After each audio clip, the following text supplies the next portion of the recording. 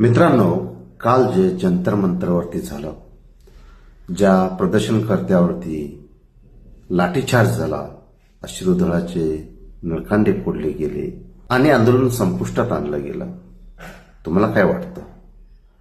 लोकशाहीमध्ये अशा घटना कॉमन आहेत?